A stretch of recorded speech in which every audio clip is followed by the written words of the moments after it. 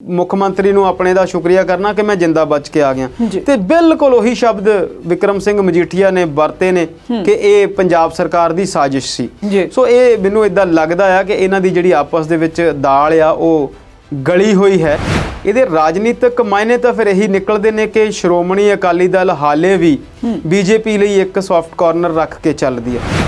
ਕਿਸਾਨ ਅੰਦੋਲਨ ਦੇ ਜੇਤੂ ਚਿਹਰੇ ਉਹਨਾਂ ਨੇ ਸੰਯੁਕਤ ਕਿਸਾਨ ਮੋਰਚੇ ਦੀ ਜਗ੍ਹਾ ਸੰਯੁਕਤ ਸਮਾਜ ਮੋਰਚਾ ਸਿਰਜ ਕੇ ਤੇ ਉਹਨਾਂ ਨੇ ਵੀ ਜਿਹੜੀ ਆਪਣੀ ਆ ਕਬੱਡੀ ਪਾ ਦਿੱਤੀ ਆ ਇਸ ਖੇਡ ਦੇ ਵਿੱਚ। ਹੁਣ ਆਉਣ ਵਾਲੇ ਦਿਨਾਂ 'ਚ ਇਹ ਗੱਲ ਦੇਖਣੀ ਪਵੇਗੀ ਕਿ ਇਹ ਕਿਸੇ ਸਾਰਥਕਤਾ ਵੱਲ ਤੁਰਦੇ ਨੇ ਜਾਂ ਫਿਰ ਯੂਪੀ ਵਾਲੀ ਭਾਸ਼ਾ ਵਾਂਗ ਵੋਟ ਕਟੂਏ ਬਣ ਕੇ ਰਹਿ ਜਾਂਦੇ ਨੇ। ਜਿਹਨੇ ਮਾੜੀ ਚੀਜ਼ ਵੇਚਣੀ ਆ ਉਹ ਜ਼ਿਆਦਾ ਉੱਚੀ ਹੋਕਾ ਦਿੰਦਾ। ਬਿਲਕੁਲ। ਜਿਹੜਾ ਸੈਕੂਲਰ ਨਹੀਂ ਹੈਗਾ ਉਹ ਸਭ ਤੋਂ ਵੱਧ ਸੈਕੂਲਰ ਹੋਣ ਦਾ ਰੌਲਾ ਪਾਉਂਦਾ।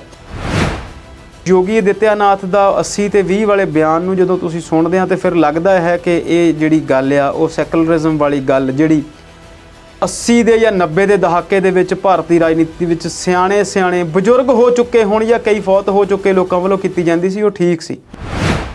ਬ੍ਰਾਹਮਣ ਤੋਂ ਮੇਰਾ ਮਤਲਬ ਜਾਤ ਤੋਂ ਨਹੀਂ ਆ, ਬੰਦੇ ਦੇ ਪ੍ਰਬੁੱਧ ਹੋਣ ਤੋਂ ਆ, ਬੁੱਧੀਮਾਨ ਹੋਣ ਤੋਂ ਆ। ਤੇ ਉਹਨਾਂ ਦੇ ਕੋਲ ਇਹੋ ਜਿਹਾ ਕਿਹੜਾ ਮੀਟਰ ਹੈ ਜਿਹੜਾ ਉਹਨਾਂ ਨੇ ਸਮਝ ਲਿਆ ਕਿ 80% ਲੋਕ ਬੁੱਧੀਮਾਨ ਨੇ ਤੇ 20% ਲੋਕ ਬੁੱਧੀਮਾਨ ਨਹੀਂ ਹਨ। ਯੂਪੀ ਤੇ ਬਿਹਾਰ ਦੋ ਅਜਿਹੇ ਸਟੇਟ ਹਨ ਜਿੱਥੇ ਦੇ ਹਾਲਾਤ ਸਾਰੇ ਭਾਰਤ ਨਾਲੋਂ ਬਹੁਤ ਤਰੀਕੇ ਦੇ ਨਾਲ ਜਦੋਂ ਤੁਸੀਂ ਉਹਦਾ ਐਨਾਲਿਸਿਸ ਕਰਦੇ ਆ ਤਾਂ ਉਹ ਬੁਰੇ ਦੇਖੇ ਜਾਂਦੇ ਨੇ।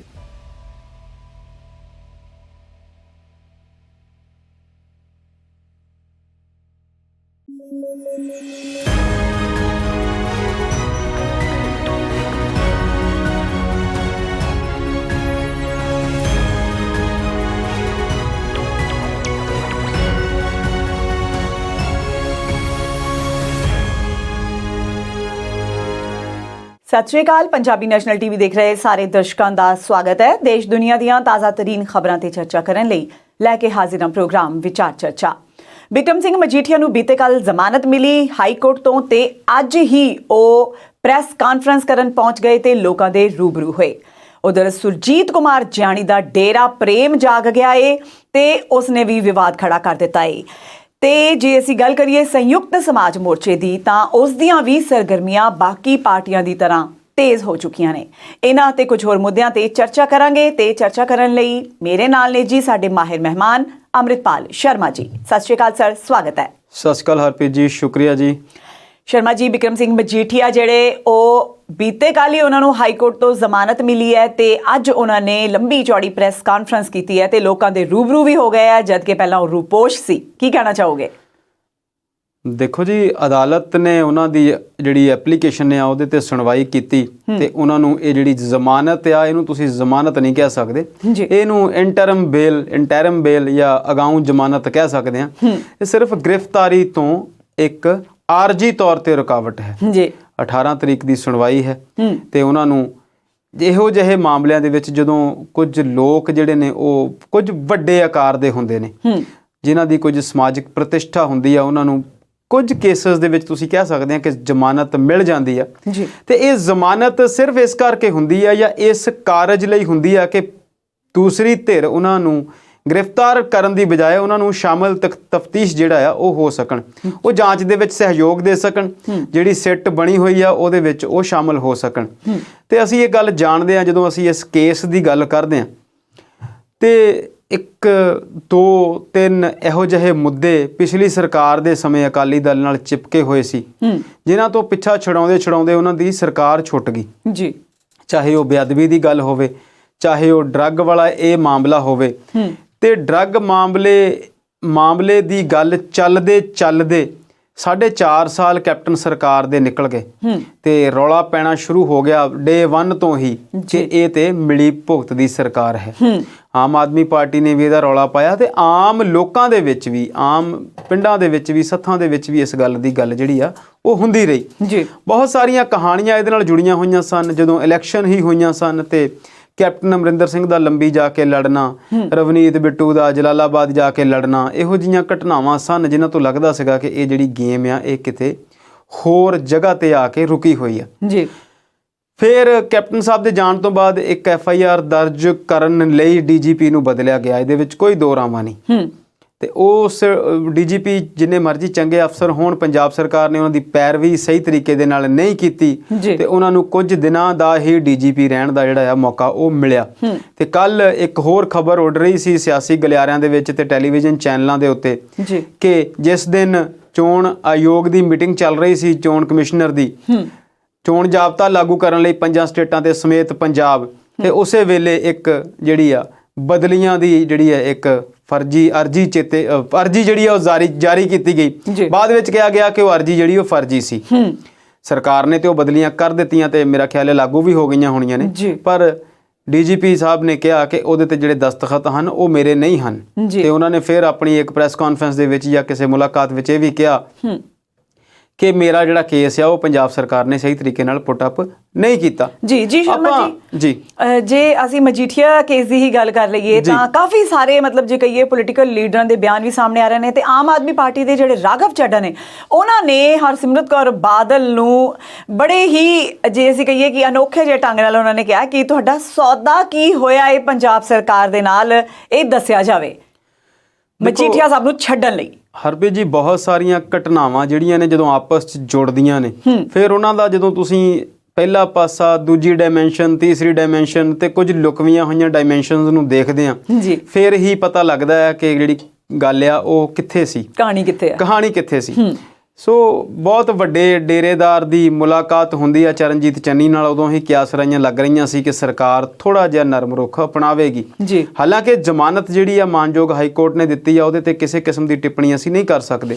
ਪੰਜਾਬ ਸਰਕਾਰ ਵੱਲੋਂ ਐਡਵੋਕੇਟ ਜਨਰਲ ਵੀ ਪੇਸ਼ ਹੋਏ ਤੇ ਹਾਈ ਕੋਰਟ, ਸੁਪਰੀਮ ਕੋਰਟ ਦੇ ਸੀਨੀਅਰ ਵਕੀਲ ਜਿਹੜੇ ਕਿ ਆਪ ਕਈ ਕੇਸਾਂ 'ਚ ਉਲਝੇ ਹੋਏ ਸਨ, ਜਿਨ੍ਹਾਂ ਨੇ ਆਪ ਜ਼ਮਾਨਤ ਲਈ ਹੋਈ ਹੈ। ਪੀ ਚਿਦੰਬਰਮ ਭਾਰਤ ਦੇ ਫਾਈਨਾਂਸ ਮਿਨਿਸਟਰ ਨੇ ਮਾਨਯੋਗ, ਇੱਕ ਸਮਾਂ ਸੀ ਭਾਰਤ ਦੇ ਵਿੱਚ ਪੀ ਚਿਦੰਬਰਮ, ਮਨਮੋਹਨ ਸਿੰਘ ਤੇ ਮੋਂਟੇਕ ਸਿੰਘ ਆਹਲੂਵਾਲੀਆ ਦੀ ਤਿਕੜੀ ਨੂੰ ਭਾਰਤ ਦੀ ਸਭ ਤੋਂ ਸਿਆਣੀ ਆਰਥਿਕ ਜੋੜੀ ਮੰਨਿਆ ਜਾਂਦਾ ਸੀ। ਉਹ ਵੀ ਆਏ ਸੀ ਇਸ ਕੇਸ ਦੇ ਵਿੱਚ, ਪਰ ਮਾਨਯੋਗ ਅਦਾਲਤ ਨੇ ਉਹਨਾਂ ਨੂੰ ਇੰਟਰਮ ਬੇਲ ਜਿਹੜੀ ਦੇ ਦਿੱਤੀ।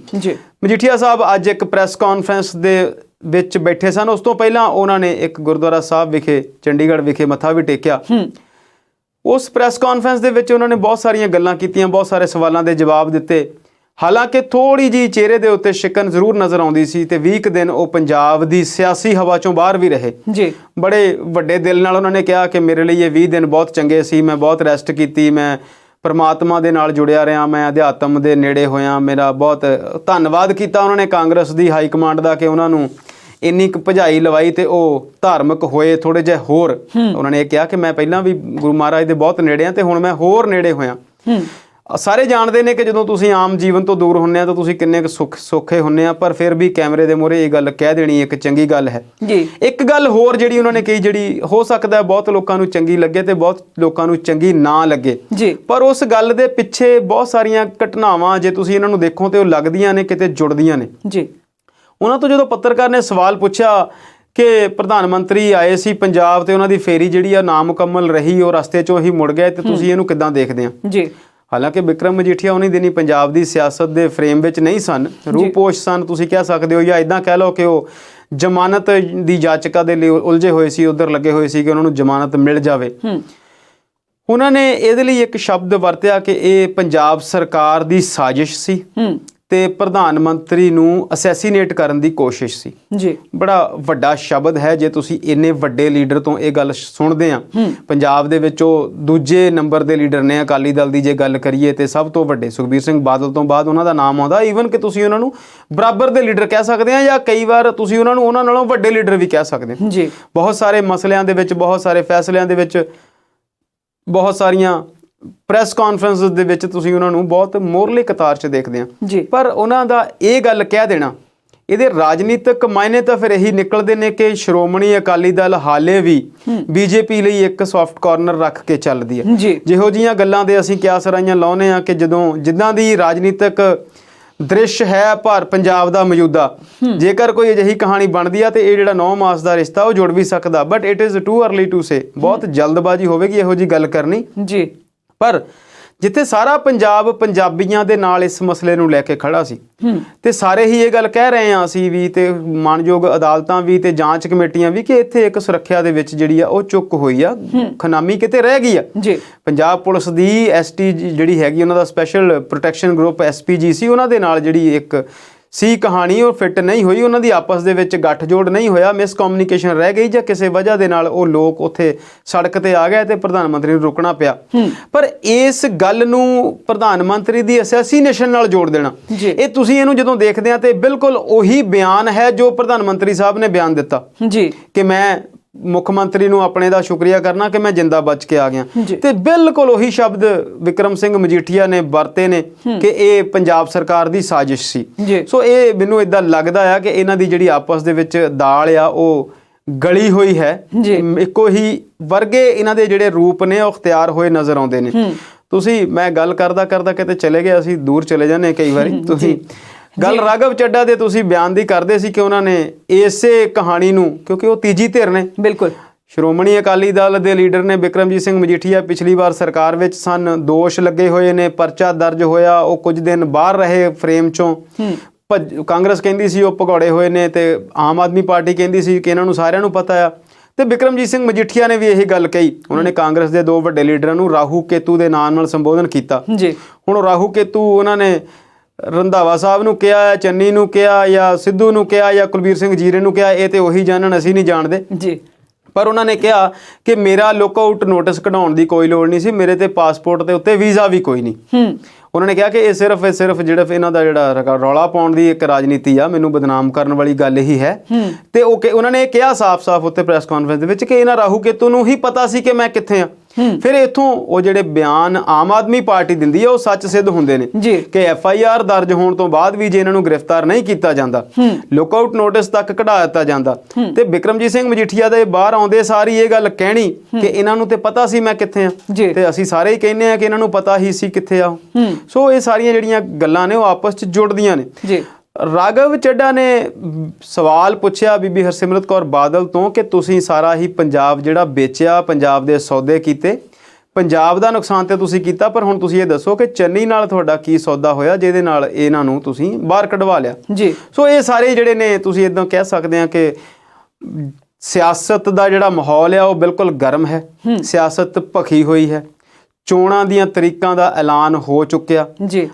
ਤੇ ਇਹੋ ਜਿਹੇ ਮਾਹੌਲ ਦੇ ਵਿੱਚ ਜੇ ਇਹੋ ਜਿਹੇ ਬਿਆਨ ਨਹੀਂ ਆਉਣਗੇ ਤਾਂ ਫਿਰ ਅਸੀਂ ਕੀ ਕਰਾਂਗੇ ਜੀ। ਬਿਲਕੁਲ ਸ਼ਰਮਾ ਜੀ, ਚੋਣਾਂ ਦੀਆਂ ਤਰੀਕਾਂ ਦਾ ਐਲਾਨ ਹੋ ਚੁੱਕਾ ਹੈ ਤੇ ਕੈਪਟਨ ਅਮਰਿੰਦਰ ਸਿੰਘ ਜਿਨ੍ਹਾਂ ਨੇ ਆਪਣੀ ਵੱਖਰੀ ਪਾਰਟੀ ਬਣਾ ਲਈ ਹੈ ਉਹਨਾਂ ਨੂੰ ਵੀ ਚੋਣ ਨਿਸ਼ਾਨ ਅਲਾਟ ਹੋ ਚੁੱਕਾ ਹੈ। ਕੀ ਹੈ ਉਹ ਨਿਸ਼ਾਨ, ਜਾਣਾਂਗੇ ਬ੍ਰੇਕ ਤੋਂ ਬਾਅਦ।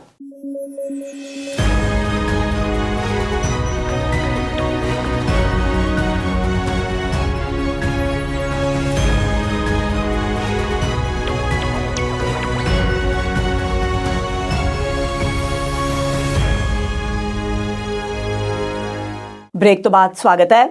ਸ਼ਰਮਾ ਜੀ, ਗੱਲ ਵਿੱਚ ਰਹਿ ਗਈ ਮਜੀਠੀਆ ਸਾਹਿਬ ਵਾਲੀ। ਸੁਣਿਆ ਹੈ ਕਿ ਮਜੀਠੀਆ ਸਾਹਿਬ ਸੂਤਰ ਦੱਸ ਰਹੇ ਨੇ, ਸੂਤਰਾਂ ਤੋਂ ਖਬਰ ਆ ਰਹੀ ਹੈ ਕਿ ਮਜੀਠੀਆ ਸਾਹਿਬ ਆਪਣੀ ਸੀਟ ਤੋਂ ਚੋਣ ਭਾਵੇਂ ਨਾ ਲੜਨ, ਹੋ ਸਕਦਾ ਹੈ ਕਿ ਉਹ ਕਿਧਰੋਂ ਹੋਰ ਚੋਣ ਲੜਨ। ਕੀ ਇਸ ਤਰ੍ਹਾਂ ਵੀ ਹੋ ਸਕਦਾ?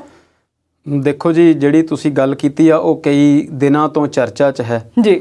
ਤੇ ਇੱਕ ਕਾਂਗਰਸ ਦੀ ਮੀਟਿੰਗ ਦੇ ਵਿੱਚ ਵੀ ਇੱਕ ਲੀਡਰ ਨੇ ਇਹ ਗੱਲ ਕਹੀ ਕਿ ਕਿਉਂ ਨਾ ਵੱਡੇ ਵੱਡੇ ਲੀਡਰਾਂ ਨੂੰ ਆਮੋ ਸਾਹਮਣੇ ਲੜਿਆ ਜਾਵੇ।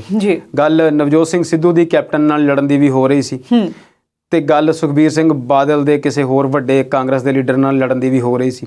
ਤੇ ਇਸੇ ਤਰੀਕੇ ਦੇ ਨਾਲ ਹੁਣ ਇੱਕ ਚਰਚਾ ਦੇ ਵਿੱਚ ਹੈ, ਜਦੋਂ ਮਜੀਠੀਆ ਸਾਹਿਬ ਬੈਠੇ ਸੀ ਪ੍ਰੈਸ ਕਾਨਫਰੰਸ ਦੇ ਵਿੱਚ ਤੇ ਉਹਨਾਂ ਨੇ ਦੋ ਤਿੰਨ ਗੱਲਾਂ ਫਿਰ ਇਹੋ ਜਿਹੀਆਂ ਹੋਰ ਕੀਤੀਆਂ। ਉਹਨਾਂ ਨੇ ਕਿਹਾ ਕਿ ਸਿੱਧੂ ਨੂੰ ਤਾਂ ਮੈਂ ਵੇਖੂੰਗਾ, ਇਹਦਾ ਤਾਂ ਮੈਂ ਹੱਲ ਜਿਹੜਾ ਆ ਉਹ ਜ਼ਰੂਰ ਕਰੂੰਗਾ, ਇਹਦੇ ਤੇ ਫੈਸਲਾ ਤੇ ਅਸੀਂ ਜ਼ਰੂਰ ਕਰਾਂਗੇ।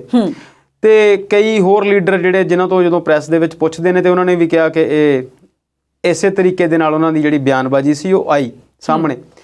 ਤੇ ਚਰਚਾ ਹੈ ਕਿ ਹੋ ਸਕਦਾ ਹੈ ਕਿ ਬਿਕਰਮਜੀਤ ਸਿੰਘ ਮਜੀਠੀਆ ਜਿਹੋ ਜਿਹੀਆਂ ਅਫਵਾਹਾਂ ਨੇ ਕਿ ਉਹ ਨਵਜੋਤ ਸਿੰਘ ਸਿੱਧੂ ਦੇ ਖਿਲਾਫ ਅੰਮ੍ਰਿਤਸਰ ਤੋਂ ਲੜਨਗੇ, ਅੰਮ੍ਰਿਤਸਰ ਦੱਖਣੀ ਤੋਂ ਸ਼ਾਇਦ, ਜਿੱਥੋਂ ਨਵਜੋਤ ਸਿੰਘ ਸਿੱਧੂ ਦੀ ਸੀਟ ਹੈ ਜੀ। ਪਰ ਇਹਨੂੰ ਤੁਸੀਂ ਹਾਲ ਦੀ ਘੜੀ ਇਦਾਂ ਕਹਿ ਲਓ ਕਿ ਇਹ ਅਫਵਾਹ ਹੀ ਹੈ। ਹਿੰਦੁਸਤਾਨ ਦੀ ਸਿਆਸਤ ਨੂੰ ਜਦੋਂ ਅਸੀਂ ਸਾਰੀ ਨੂੰ ਦੇਖਦੇ ਹਾਂ ਤੇ ਇੱਕਾ ਦੁੱਕਾ ਕਹਾਣੀਆਂ ਹੀ ਹਨ, ਇੱਕਾ ਦੁੱਕਾ ਉਦਾਹਰਣਾਂ ਹੀ ਤੁਹਾਡੇ ਸਾਹਮਣੇ ਹਨ ਕੇਜਰੀਵਾਲ ਦਾ ਸ਼ੀਲਾ ਦੀਕਸ਼ਤ ਨਾਲ ਲੜਨਾ ਜੀ ਤੇ ਕੈਪਟਨ ਸਾਹਿਬ ਦਾ ਲੰਬੀ ਤੋਂ ਆ ਕੇ ਲੜਨਾ, ਉਹਨੂੰ ਅਸੀਂ ਪਹਿਲਾਂ ਹੁਣੇ ਡਿਸਕਸ ਕੀਤਾ, ਉਹ ਕੁਝ ਹੋਰ ਮਾਇਨੇ ਦੀਆਂ ਚੋਣਾਂ ਸਨ। ਜੀ ਨਹੀਂ ਤੇ ਇਹੋ ਜਿਹਾ ਹੁੰਦਾ ਨਹੀਂ। ਇਹ ਸਿਰਫ ਜਿਹੜੀਆਂ ਗੱਲਾਂ ਨੇ ਉਹ ਅਫਵਾਹਾਂ ਦੇ ਬਾਜ਼ਾਰ ਵਾਲੀ ਹੀ ਗੱਲ ਇਹਨੂੰ ਕਹਿ ਲਿਆ ਜਾਵੇ ਤੇ ਚੰਗਾ। ਜੀ ਸ਼ਰਮਾ ਜੀ, ਤੁਸੀਂ ਗੱਲ ਕੀਤੀ ਨਵਜੋਤ ਸਿੰਘ ਸਿੱਧੂ ਦੀ, ਤਾਂ ਨਵਜੋਤ ਸਿੰਘ ਸਿੱਧੂ ਨੇ ਆਪਣੀ ਪੂਰੀ ਵਾਹ ਲਾ ਲਈ। ਕਿਹਾ ਤਾਂ ਇਹੀ ਜਾਂਦਾ ਹੈ ਕਿ ਕੈਪਟਨ ਅਮਰਿੰਦਰ ਸਿੰਘ ਦੀ ਜਿਹੜੀ ਕੁਰਸੀ ਹੈ ਉਹ ਖਿੱਚੀ ਤਾਂ ਨਵਜੋਤ ਸਿੰਘ ਸਿੱਧੂ ਨੇ ਹੀ ਖਿੱਚੀ ਹੈ।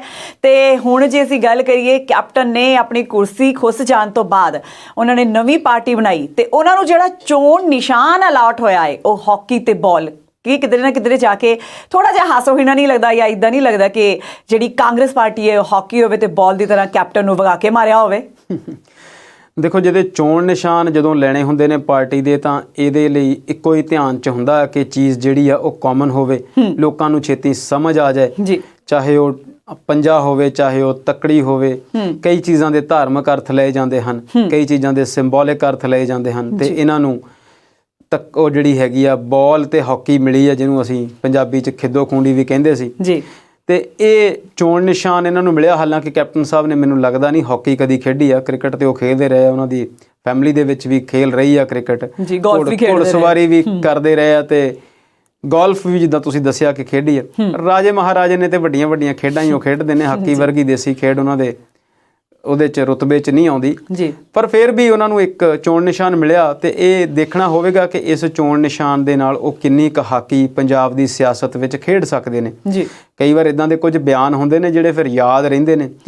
ਅਕਾਲੀ ਦਲ ਦੇ ਸਮੇਂ ਤੇ ਅਕਾਲੀ ਦਲ ਕਬੱਡੀ ਕੱਪ ਕਰਵਾਉਂਦਾ ਹੁੰਦਾ ਸੀ, ਤੇ ਬਾਦਲ ਸਾਹਿਬ ਨੇ ਫਿਰ ਉਹ ਕਿਹਾ ਕਿ ਅਸੀਂ ਇਹ ਕਬੱਡੀ ਤੇ ਨਹੀਂ ਖੇਡੀ, ਪਰ ਮੈਂ ਸਿਆਸਤ ਦੀ ਕਬੱਡੀ ਬਹੁਤ ਖੇਡੀ ਆ ਤੇ ਜਿੱਤੀ ਵੀ ਬਹੁਤ ਆ, ਹਾਰਿਆ ਕਦੀ ਨਹੀਂ। ਸੋ ਹੁਣ ਦੇਖਦੇ ਹਾਂ ਕਿ ਕੈਪਟਨ ਸਾਹਿਬ ਇਸ ਖਿੱਦੋ ਖੂੰਡੀ ਨਾਲ, ਭਾਜਪਾ ਦੇ ਨਾਲ ਰਲ ਕੇ ਜਿਹੜੀ ਟੀਮ ਬਣਾਈ ਆ, ਉਹ ਕਿੰਨੀ ਕੁ ਹਾਕੀ ਖੇਡ ਪਾਉਂਦੇ ਆ। ਢੀਂਡਸਾ ਸਾਹਿਬ ਗੋਲਕੀਪਰ ਬਣਦੇ ਆ ਕਿ ਫਾਰਵਰਡ ਖੇਡਦੇ ਆ, ਇਹ ਸਾਰੀਆਂ ਚੀਜ਼ਾਂ ਆਉਣ ਵਾਲੇ ਦਿਨਾਂ 'ਚ ਦੇਖੀਆਂ ਜਾਣਗੀਆਂ।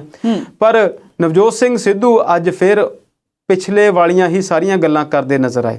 ਹਾਲਾਂਕਿ ਉਹਨਾਂ ਨੂੰ ਜਦੋਂ ਮਜੀਠੀਏ ਬਾਰੇ ਸਵਾਲ ਪੁੱਛਿਆ ਤੇ ਉਹਨਾਂ ਨੇ ਕਿਹਾ ਕਿ ਮੈਂ ਇਹਦੇ ਤੇ ਕੋਈ ਜਵਾਬ ਨਹੀਂ ਦੇਣਾ, ਜਾਂ ਉਹਨਾਂ ਨੇ ਕਿਹਾ ਕਿ ਹਾਲੇ ਸਿਰਫ ਜ਼ਮਾਨਤ ਹੋਈ ਆ, ਕੇਸ ਚੱਲੇਗਾ। ਇਹ ਚੰਨੀ ਸਾਹਿਬ ਨੇ ਵੀ ਕੱਲ ਇਹੀ ਗੱਲ ਕਹੀ ਸੀ। ਪਰ ਉਹਨਾਂ ਨੇ ਪੰਜਾਬ ਮਾਡਲ ਨੂੰ ਬਹੁਤ ਫੇਰ ਇੱਕ ਵਾਰ ਉਭਾਰ ਕੇ ਸਾਹਮਣੇ ਰੱਖਿਆ। ਗੱਲਾਂ ਸਾਰੀਆਂ ਉਹੀ ਨੇ। ਉਹਨਾਂ ਨੇ ਕਿਹਾ ਕਿ ਮਾਈਨਿੰਗ ਨੂੰ ਲੈ ਕੇ ਅਸੀਂ ਕਮਿਸ਼ਨ ਵੱਖਰਾ ਬਣਾਵਾਂਗੇ, ਡਰੱਗ ਨੂੰ ਲੈ ਕੇ ਪਾਲਿਸੀ ਵੱਖਰੀ ਬਣਾਵਾਂਗੇ, ਕੇਬਲ ਨੂੰ ਲੈ ਕੇ ਪਾਲਿਸੀ ਵੱਖਰੀ ਬਣਾਵਾਂਗੇ, ਟਰਾਂਸਪੋਰਟ ਪਾਲਿਸੀ ਦੇ ਵਿੱਚ ਜਿਹੜੀਆਂ ਸਾਰੀਆਂ ਚੇਂਜਸ ਆ ਉਹ ਕਰਾਂਗੇ, ਤੇ ਲਿਕਵਰ ਮਾਫੀਆ ਜਿਹੜੀ ਲਿਕਵਰ ਦੀ ਪਾਲਿਸੀ ਆ ਉਹ ਬਣਾਵਾਂਗੇ। ਗੱਲਾਂ ਸੁਣਨ ਨੂੰ ਹਰਪ੍ਰੀਤ ਜੀ ਬਹੁਤ ਚੰਗੀਆਂ ਲੱਗਦੀਆਂ। ਬਿਲਕੁਲ, ਅਸੀਂ ਜਾਣਦੇ ਹਾਂ ਕਿ ਜਿਹੜਾ ਤੁਹਾਡਾ ਲਿਕਵਰ ਮਾਫੀਆ ਆ ਉਹ ਕਿੰਨਾ ਸਟਰੋਂਗ ਆ, ਕਿਹਨਾਂ ਦੀਆਂ ਫੈਕਟਰੀਆਂ ਨੇ, ਕਿਹਨਾਂ ਕੋਲ L1 ਹੈ, ਕਿੱਥੋਂ ਠੇਕੇਦਾਰੀ ਪ੍ਰਥਾ ਸ਼ੁਰੂ ਹੁੰਦੀ ਆ, ਕਿੱਥੇ ਕਿੱਥੇ ਜਾ ਕੇ ਸ਼ਰਾਬ ਰੁਕਦੀ ਆ, ਕਿੱਥੇ ਕਿੱਥੇ ਇਲੀਗਲ ਬਣਦੀ ਆ। ਉਹ ਕਹਿਣ ਲਈ ਗੱਲ ਠੀਕ ਆ ਕਿ ਤਾਮਿਲਨਾਡੂ ਦੇ ਵਿੱਚ ਸਾਡੇ ਨਾਲੋਂ ਅੱਧੀ ਸੇਲ ਆ, ਤੇ ਉੱਥੇ ਜਿਹੜਾ ਮਾਲੀਆ ਆ ਸਾਡੇ ਤੋਂ ਵੱਧ ਇਕੱਠਾ ਹੁੰਦਾ। ਐਕਸਾਈਜ਼ ਚੋਰੀਆਂ ਦੀ ਉਹਨਾਂ ਨੇ ਗੱਲ ਕੀਤੀ ਕਿ 50,000 ਕਰੋੜ ਤੱਕ ਦੀ ਜਿਹੜੀ ਚੋਰ ਮੋਰੀਆਂ ਆ ਉਹਨਾਂ ਨੂੰ ਠੀਕ ਕੀਤਾ ਜਾ ਸਕਦਾ। ਕੀ ਇਹਨਾਂ ਨੇ ਅੱਜ ਤੋਂ ਪਹਿਲਾਂ ਪਾਰਟੀ ਪਲੇਟਫਾਰਮ ਤੇ ਕੁਝ ਇਹੋ ਜਿਹੀਆਂ ਗੱਲਾਂ ਕੀਤੀਆਂ? ਇਹ ਗੱਲ ਠੀਕ ਆ ਕਿ ਕੈਪਟਨ ਅਮਰਿੰਦਰ ਸਿੰਘ ਨੇ ਉਹਨਾਂ ਦੀ ਕੋਈ ਗੱਲ ਨਹੀਂ ਸੁਣੀ। ਫਿਰ ਗੱਲ ਉਹੀ ਆ ਕਿ ਇਹ ਸਾਰੀਆਂ ਗੱਲਾਂ ਜਿਹੜੀਆਂ ਆ ਜਿਸ ਮੌਕੇ ਤੇ ਕੀਤੀਆਂ ਜਾ ਰਹੀਆਂ, ਹਾਲਾਂਕਿ ਉਹ ਪਹਿਲਾਂ ਵੀ ਇਹ ਸਾਰੀਆਂ ਗੱਲਾਂ ਕਰਦੇ ਰਹੇ ਨੇ, ਪਰ ਉਹ ਅੱਜ ਤੱਕ ਉਹ ਸਾਰੀਆਂ ਜਿਹੜੀਆਂ ਉਹ ਗੱਲਾਂ ਹੀ ਨੇ। ਕਹਿਣ ਨੂੰ ਬਹੁਤ ਚੰਗੀਆਂ ਨੇ ਗੱਲਾਂ, ਪਰ ਇਹਨਾਂ ਚੀਜ਼ਾਂ ਦੇ ਉੱਤੇ ਜੇਕਰ ਅਮਲ ਹੋਵੇ ਤੇ ਬਹੁਤ ਚੰਗਾ ਹੈ।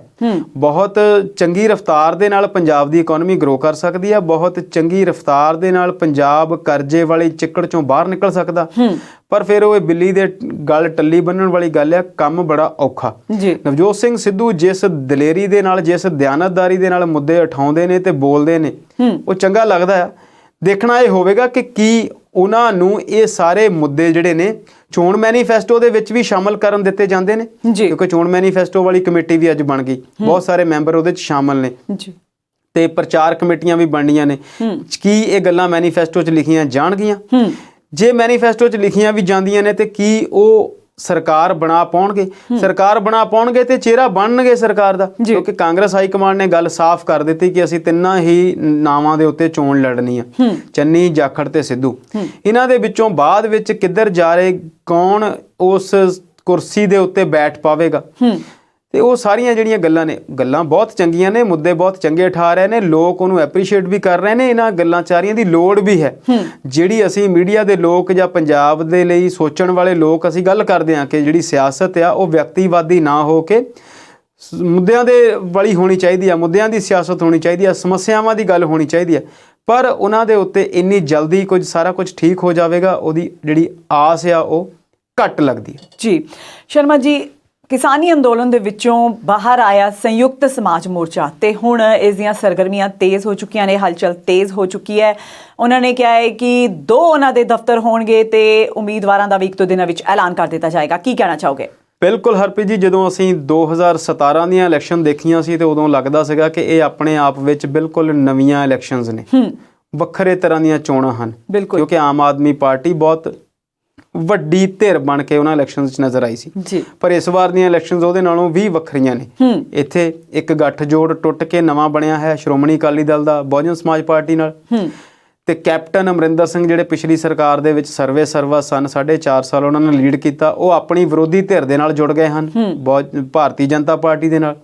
ਅਕਾਲੀ ਦਲ ਦਾ ਟੁੱਟਿਆ ਹੋਇਆ ਧੜਾ ਢੀਂਡਸਾ ਸਾਹਿਬ ਵਾਲਾ ਉਹ ਵੀ ਉੱਥੇ ਜਾ ਜੁੜਿਆ ਹੈ। ਆਮ ਆਦਮੀ ਪਾਰਟੀ ਫਿਰ ਇੱਕ ਇੰਪੋਰਟੈਂਟ ਧਿਰ ਦੇ ਵਜੋਂ ਵਿਚਰ ਰਹੀ ਹੈ। ਤੇ ਇਸ ਸਮੇਂ ਦੇ ਦੌਰਾਨ ਪਿਛਲੇ 1.5-2 ਸਾਲ ਦੇ ਦੌਰਾਨ ਜਿਹੜੀ ਚੀਜ਼ ਨੇ ਸਾਰੀ ਦੁਨੀਆ ਦਾ ਧਿਆਨ ਖਿੱਚਿਆ, ਉਸ ਕਿਸਾਨ ਅੰਦੋਲਨ ਦੇ ਜੇਤੂ ਚਿਹਰੇ, ਉਹਨਾਂ ਨੇ ਸੰਯੁਕਤ ਕਿਸਾਨ ਮੋਰਚੇ ਦੀ ਜਗ੍ਹਾ ਸੰਯੁਕਤ ਸਮਾਜ ਮੋਰਚਾ ਸਿਰਜ ਕੇ ਤੇ ਉਹਨਾਂ ਨੇ ਵੀ ਜਿਹੜੀ ਆਪਣੀਆਂ ਕਬੱਡੀ ਪਾ ਦਿੱਤੀ ਆ ਇਸ ਖੇਡ ਦੇ ਵਿੱਚ। ਉਹਨਾਂ ਨੇ ਵੀ ਕਿਹਾ ਕਿ ਅਸੀਂ 117 ਦੀਆਂ 117 ਸੀਟਾਂ ਲੜਾਂਗੇ ਤੇ ਚੰਗਾ ਹੁੰਗਾਰਾ ਉਹਨਾਂ ਨੂੰ ਮਿਲਦੇ ਹੋਏ ਨਜ਼ਰ ਆ ਰਿਹਾ। ਰੁਲਦੂ ਸਿੰਘ ਮਾਨਸਾ ਨੇ ਮਾਨਸਾ ਤੋਂ ਚੋਣ ਲੜਨ ਦੀ ਜਿਹੜੀ ਆ ਉਹ ਕਹਾਣੀ ਸ਼ੁਰੂ ਕਰ ਦਿੱਤੀ ਆ ਤੇ ਇਸ ਜਿੱਤ ਦੇ ਸਭ ਤੋਂ ਵੱਡੇ ਚਿਹਰੇ, ਹਾਲਾਂਕਿ ਸਾਰੇ ਹੀ ਪ੍ਰਧਾਨ ਸੀ ਆਪਣੀਆਂ ਜਥੇਬੰਦੀਆਂ ਦੇ, ਪਰ ਫਿਰ ਵੀ ਬਲਵੀਰ ਸਿੰਘ ਰਾਜੇਵਾਲ ਨੂੰ ਤੁਸੀਂ ਬਿਨਾਂ ਸ਼ੱਕ ਇਸ ਕਿਸਾਨ ਅੰਦੋਲਨ ਦਾ ਸਭ ਤੋਂ ਮੋਹਰਲਾ ਚਿਹਰਾ ਕਹਿ ਸਕਦੇ ਹਾਂ।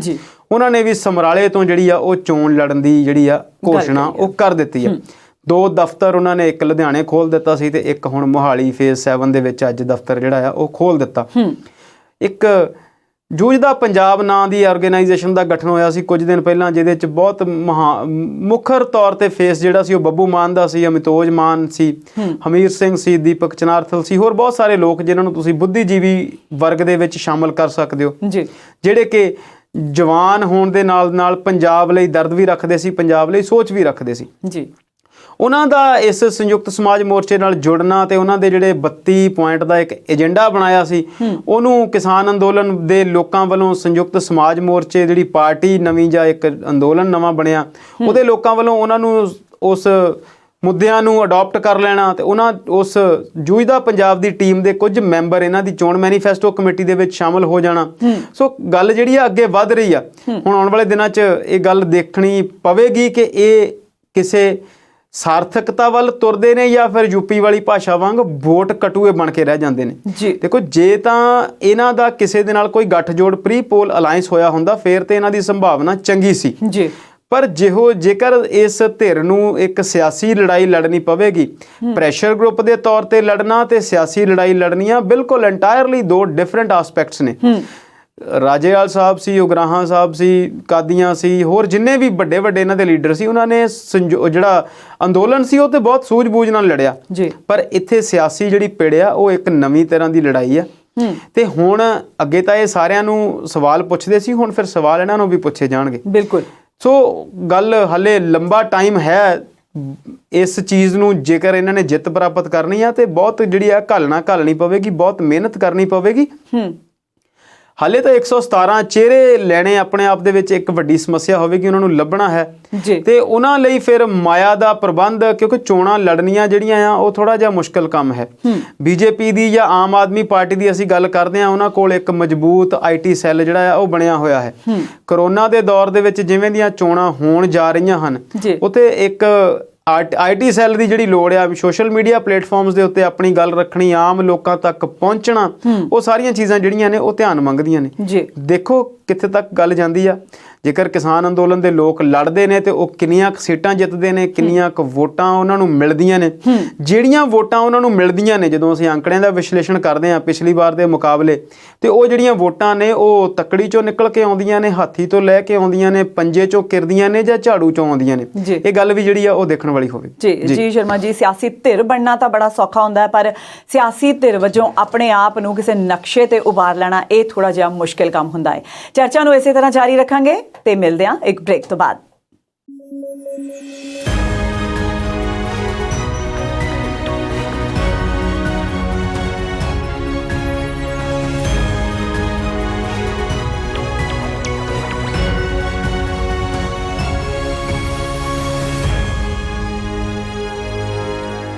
ਬ੍ਰੇਕ ਤੋਂ ਬਾਅਦ ਸਵਾਗਤ ਹੈ। ਸ਼ਰਮਾ ਜੀ, ਅਸੀਂ ਰੁਖ ਕਰਦੇ ਹਾਂ ਹੁਣ ਯੂਪੀ ਵੱਲ ਦਾ। ਯੋਗੀ ਆਦਿੱਤਿਆਨਾਥ ਜੋ ਕਿ ਹਮੇਸ਼ਾ ਤੋਂ ਹੀ ਸੁਰਖੀਆਂ ਵਿੱਚ ਰਹਿੰਦੇ ਨੇ, ਚਰਚਾ ਬਟੋਰਦੇ ਨੇ ਆਪਣੇ ਬਿਆਨਾਂ ਨੂੰ ਲੈ ਕੇ, ਜਾਂ ਕੋਈ ਨਾ ਕੋਈ ਕੰਮ ਇਹੋ ਜਿਹਾ ਕਰਦੇ ਨੇ ਕਿ ਫਿਰ ਚਰਚਾ ਦਾ ਵਿਸ਼ਾ ਬਣ ਜਾਂਦੇ ਨੇ। ਤੇ ਹੁਣ ਉਹਨਾਂ ਨੇ ਇੱਕ ਹੋਰ ਨਵਾਂ ਬਿਆਨ ਦਿੱਤਾ ਹੈ 80 ਤੇ 20% ਦਾ। ਕੀ ਕਹਿਣਾ ਚਾਹੋਗੇ? ਦੇਖੋ, ਬੀਜੇਪੀ ਦੀ ਜਿਹੜੀ ਰਾਜਨੀਤੀ ਆ ਉਹ ਸ਼ੁਰੂ ਹੀ ਇਸ ਗੱਲ ਤੋਂ ਹੁੰਦੀ ਆ ਕਿ ਜਿਹੜਾ ਧਰੁਵੀਕਰਨ ਆ ਉਹ ਕਿਸ ਤਰੀਕੇ ਦੇ ਨਾਲ ਕੀਤਾ ਜਾਵੇ ਜੀ। ਹਾਲਾਂਕਿ ਉਹ ਆਪਣੇ ਸੈਕੂਲਰ ਹੋਣ ਦਾ ਢੰਡੋਰਾ ਬਹੁਤ ਪਿੱਟਦੇ ਨੇ, ਪਰ ਜਿੱਦਾਂ ਉਹ ਸਾਡੇ ਬਜ਼ੁਰਗ ਕਈ ਵਾਰ ਗੱਲ ਕਹਿੰਦੇ ਨੇ ਕਿ ਜਿਹਨੇ ਮਾੜੀ ਚੀਜ਼ ਵੇਚਣੀ ਆ ਉਹ ਜ਼ਿਆਦਾ ਉੱਚੀ ਹੋਕਾ ਦਿੰਦਾ। ਬਿਲਕੁਲ। ਤੇ ਜਿਹੜਾ ਸੈਕੂਲਰ ਨਹੀਂ ਹੈਗਾ ਉਹ ਸਭ ਤੋਂ ਵੱਧ ਸੈਕੂਲਰ ਹੋਣ ਦਾ ਰੌਲਾ ਪਾਉਂਦਾ। ਅਟਲ ਬਿਹਾਰੀ ਵਾਜਪੇਈ ਤੇ ਮੋਦੀ ਦਾ ਜਦੋਂ ਅਸੀਂ ਕੰਪੈਰੀਜ਼ਨ ਕਰਦੇ ਹਾਂ, ਜਦੋਂ ਅਸੀਂ ਉਸ ਦੌਰ ਦੀ ਬੀਜੇਪੀ ਨੂੰ ਦੇਖਦੇ ਹਾਂ ਤੇ ਜਦੋਂ ਅਸੀਂ ਅੱਜ ਦੇ ਦੌਰ ਦੀ ਬੀਜੇਪੀ ਨੂੰ ਦੇਖਦੇ ਹਾਂ, ਉਸ ਦੌਰ ਦੇ ਵਿੱਚ ਜਿਹੜੇ ਲੋਕ ਵਿਰੋਧੀ ਧਿਰ ਦੇ ਵਿੱਚ ਸਨ, ਜਿਨ੍ਹਾਂ ਦੇ ਵਿੱਚ ਕਾਮਰੇਡ ਹਰਕ੍ਰਿਸ਼ਨ ਸਿੰਘ ਸੁਰਜੀਤ ਵੀ ਸੀ, ਇੰਦਰ ਕੁਮਾਰ ਗੁਜਰਾਲ ਵੀ ਸਨ ਤੇ ਹੋਰ ਬਹੁਤ ਸਾਰੇ ਲੋਕ ਸਨ, ਲਾਲੂ ਪ੍ਰਸਾਦ ਯਾਦਵ ਵੀ ਉਹਨਾਂ ਦੇ ਵਿੱਚ ਹਨ ਜੀ। ਉਹ ਉਦੋਂ ਇਸ ਗੱਲ ਦੇ ਬਹੁਤ ਰੌਲਾ ਪਾਉਂਦੇ ਸੀ ਕਿ ਬੀਜੇਪੀ ਸਰਕਾਰ ਸੱਤਾ 'ਚ ਨਹੀਂ ਆਉਣੀ ਚਾਹੀਦੀ, ਬਾਕੀ ਸਾਰੇ ਆ ਜਾਣ। ਤੇ ਅਸੀਂ ਰਾਜਨੀਤੀ ਦੇ ਵਿਦਿਆਰਥੀ ਹਾਂ, ਅੱਜ ਵੀ, ਉਦੋਂ ਬਹੁਤ ਛੋਟੇ ਸੀ ਤੇ ਅਸੀਂ ਸੋਚਦੇ ਸੀ ਯਾਰ ਗੱਲ ਤੇ ਕੋਈ ਨਹੀਂ, ਵਾਜਪੇਈ ਸਾਹਿਬ ਵਧੀਆ ਬੰਦੇ ਨੇ, ਇਹ ਇੰਨੀ ਭੈ ਕਿਉਂ ਖਾਂਦੇ ਨੇ ਉਹਨਾਂ ਤੋਂ। ਤੇ ਫਿਰ ਜਦੋਂ ਸਮਾਂ ਬੀਤਦਾ ਗਿਆ, ਅਸੀਂ ਉਹ ਸਾਰੀਆਂ ਚੀਜ਼ਾਂ ਦੇਖੀਆਂ। ਇਸੇ ਇਨਸਾਨ ਜਿਹੜੇ ਹੁਣ ਭਾਰਤ ਦੇ ਪ੍ਰਧਾਨ ਮੰਤਰੀ ਨੇ, ਜਦੋਂ ਇਹਨਾਂ ਨੂੰ ਗੁਜਰਾਤ ਦੇ ਮੁੱਖ ਮੰਤਰੀ ਬਣਨ ਦਾ ਮੌਕਾ ਮਿਲਿਆ ਤੇ ਉੱਥੇ ਇਹਨਾਂ ਨੇ ਬਹੁਤ ਤਕੜੇ ਹੋ ਕੇ ਸੱਤਾ ਸੰਭਾਲੀ। ਉੱਥੇ ਜਦੋਂ ਦੰਗੇ ਹੋਏ ਤੇ ਫਿਰ ਜਦੋਂ ਵਾਜਪੇਈ ਸਾਹਿਬ ਨੇ ਇਹਨਾਂ ਨੂੰ ਰਾਜ ਧਰਮ ਨਿਭਾਉਣ ਦੀ ਸਲਾਹ ਦਿੱਤੀ ਜੀ, ਉਹ ਘਟਨਾਵਾਂ ਹਾਲੇ ਤੱਕ ਲੋਕਾਂ ਦੇ ਚੇਤਿਆਂ 'ਚ ਨੇ। ਉਸ ਤੋਂ ਬਾਅਦ ਫਿਰ ਲੱਗਿਆ ਕਿ ਨਹੀਂ, ਉਹ ਲੋਕ ਉਸ ਸਮੇਂ ਦੇ ਵਿੱਚ ਜੋ ਕਹਿ ਰਹੇ ਸਨ ਉਹ ਵਾਕਿਆ ਹੀ ਗੱਲ ਜਿਹੜੀ ਆ ਉਹ ਠੀਕ ਸੀ ਜੀ। ਅੱਜ ਬੀਜੇਪੀ ਨੇ ਜਿਹੜੀ ਤੁਸੀਂ ਹੁਣ ਸਵਾਲ ਪੁੱਛਿਆ 80% ਤੇ 20% ਵਾਲਾ ਜੀ, ਹਾਲਾਂਕਿ ਉਹਨਾਂ ਨੇ ਉਹਦਾ ਜਵਾਬ ਗੋਲਮੋਲ ਦਿੱਤਾ ਤੇ ਜਵਾਬ ਕੁਝ ਹੋਰ ਕਹਿ ਕੇ ਬਾਅਦ ਵਿੱਚ ਉਹਨੂੰ ਜਸਟੀਫਾਈ ਕਰਨ ਦੀ ਕੋਸ਼ਿਸ਼ ਜ਼ਰੂਰ ਕੀਤੀ ਆ, ਪਰ ਸਵਾਲ ਉਹੀ ਆ। ਉਹਨਾਂ ਨੇ 80% ਜਿਹੜਾ ਕਿਹਾ ਆ ਉਹ ਸਾਰੀਆਂ ਦੂਜੀਆਂ ਜਾਤੀਆਂ, ਜਨਰਲ ਕੈਟਾਗਰੀਜ਼ ਜਾਂ ਹਿੰਦੂ ਵੋਟ ਤੁਸੀਂ ਕਹਿ ਲਓ, ਤੇ 20% ਉਹਨਾਂ ਨੂੰ ਉਹ ਮੁਸਲਮਾਨਾਂ ਦੇ ਨਾਲ ਜੋੜ ਦਿੱਤਾ, ਜਿਹੜੀ ਉਹਨਾਂ ਦੀ ਆਬਾਦੀ ਉੱਤਰ ਪ੍ਰਦੇਸ਼ ਦੇ ਵਿੱਚ 19 ਜਾਂ 20% ਬਣਦੀ ਹੈ। ਬਾਅਦ ਵਿੱਚ ਉਹਨਾਂ ਨੇ ਕਹਿਤਾ ਕਿ ਬ੍ਰਾਹਮਣ ਤੋਂ ਮੇਰਾ ਮਤਲਬ ਜਾਤ ਤੋਂ ਨਹੀਂ ਆ, ਬੰਦੇ ਦੇ ਪ੍ਰਬੁੱਧ ਹੋਣ ਤੋਂ ਆ, ਬੁੱਧੀਮਾਨ ਹੋਣ ਤੋਂ ਆ। ਤੇ ਉਹਨਾਂ ਦੇ ਕੋਲ ਇਹੋ ਜਿਹਾ ਕਿਹੜਾ ਮੀਟਰ ਹੈ ਜਿਹੜਾ ਉਹਨਾਂ ਨੇ ਸਮਝ ਲਿਆ ਕਿ 80% ਲੋਕ ਬੁੱਧੀਮਾਨ ਨੇ ਤੇ 20% ਲੋਕ ਬੁੱਧੀਮਾਨ ਨਹੀਂ ਹਨ। ਬਿਲਕੁਲ। ਉਹ ਇਹ ਜਿਹੜੀ ਗੱਲ ਆ, ਇਹ ਜੇਕਰ ਹੁਣ ਚੋਣ ਕਮਿਸ਼ਨ ਇਸ ਗੱਲ ਦੇ ਉੱਤੇ ਸੰਗਿਆਨ ਲਵੇ ਤੇ ਉਹਨਾਂ ਦੇ ਕੋਲ ਜਸਟੀਫਿਕੇਸ਼ਨ ਹੈ ਕਿ ਅਸੀਂ ਤਾਂ ਜੀ ਗੱਲ ਜਿਹੜੀ ਆ ਉਹ ਪ੍ਰਬੁੱਧ ਹੋਣ ਦੀ ਕੀਤੀ ਆ। 403 ਸੀਟਾਂ ਵਾਲੀ ਵਿਧਾਨ ਸਭਾ ਹੈ ਪੰਜਾਬ ਦੇ, ਨਾਲ ਹੀ ਚੋਣਾਂ ਹੋਣੀਆਂ ਹਨ। ਉੱਥੇ 7 ਫੇਜ਼ ਨੇ ਚੋਣਾਂ ਦੇ, ਬਹੁਤ ਵੱਡੀ ਸਟੇਟ ਆ। 80 ਲੋਕ ਸਭਾ ਦੀਆਂ ਸੀਟਾਂ ਹਨ ਤੇ ਸੈਂਕੜੇ ਹੀ ਕਿਲੋਮੀਟਰ ਦਾ ਫੈਲਿਆ ਹੋਇਆ ਖੇਤਰ ਹੈ। ਅੱਧੇ ਤੋਂ ਵੱਧ ਅਸੀਂ ਵੀ ਘੁੰਮ ਫਿਰ ਕੇ ਦੇਖਿਆ ਹੈ। ਉੱਥੇ ਦੀ ਰਾਜਨੀਤੀ ਪੰਜਾਬ ਦੀ ਰਾਜਨੀਤੀ ਨਾਲੋਂ ਬਹੁਤ ਵਿਭਿੰਨ ਆ, ਬਹੁਤ ਡਿਫਰੈਂਟ ਆ ਜੀ। ਭਾਰਤੀ ਜਨਤਾ ਪਾਰਟੀ ਦਾ ਉੱਥੇ ਸ਼ਾਸਨ ਆ। ਯੋਗੀ ਆਦਿੱਤਿਆਨਾਥ ਜਿਹੜੇ ਕਿ ਧਾਰਮਿਕ ਪ੍ਰਵਿਰਤੀ ਦੇ ਸਨ ਜਾਂ ਧਾਰਮਿਕ ਇੱਕ ਅਦਾਰੇ ਤੋਂ ਆਉਂਦੇ ਹਨ, ਉਹ ਉੱਥੇ ਮੁੱਖ ਮੰਤਰੀ ਹਨ। ਉਹਦੇ ਨਾਲ ਉਹਨਾਂ ਦੇ ਕੋਲ 2 ਡਿਪਟੀ ਮੁੱਖ ਮੰਤਰੀ ਨੇ, ਇੱਕ ਹਨ ਉੱਥੇ ਕੇਸ਼ੂ ਪ੍ਰਸਾਦ ਮੌਰੀਆ ਜੀ। ਉਹਨਾਂ ਨੇ ਜਿਹੜੀ ਕੁਝ ਦਿਨਾਂ ਦੇ ਵਿੱਚ ਜਿਹੜੀਆਂ ਘਟਨਾਵਾਂ ਭਾਰਤ ਵਿੱਚ ਹੋਈਆਂ, ਜਿਨ੍ਹਾਂ ਦੇ ਵਿੱਚ ਪ੍ਰਮੁੱਖ ਤੌਰ ਤੇ ਇੱਕ ਧਰਮ ਸੰਸਦ ਹੋਈ ਜੀ, ਉੱਥੇ ਜੋ ਕੁਝ ਉਹ ਬੋਲਿਆ ਗਿਆ, ਉਹ ਸਾਰੀਆਂ ਚੀਜ਼ਾਂ ਦੀ ਜਿਹੜੀ ਉਹਨਾਂ ਨੇ ਗੱਲ ਕੀਤੀ, ਉਹਨਾਂ ਨੇ ਕਿਹਾ ਕਿ ਇਹਨਾਂ ਚੀਜ਼ਾਂ ਦਾ ਸਿਆਸਤ ਨਾਲ ਕੋਈ ਲੈਣ ਦੇਣ ਨਹੀਂ ਹੈ।